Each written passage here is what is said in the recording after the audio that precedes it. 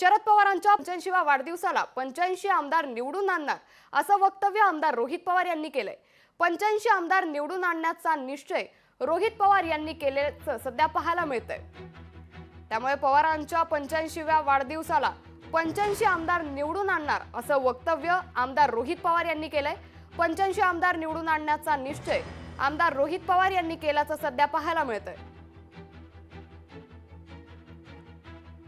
जेव्हा विधानसभा होईल तेव्हा सुद्धा दोन पार्टी वेगवेगळ्या त्या ठिकाणी लढणार आहे आणि तिथं सुद्धा प्रामाणिकपणे तो लढा तिथं लढला जाणार आहे आणि तिथं दोन्ही बाजूनी ताकद लावली जाईल आणि येत्या काळामध्ये नक्कीच आपल्याला पवार साहेबांना 85व्या वाढदिवसानिमित्त 85 आमदार तिथं द्यायचे असा निश्चय आमच्यासारख्या छोट्या कार्यकर्त्यांनी तिथं केलेला आहे। लोकशाही मराठी ऐका, पहा, जागरूक रहा।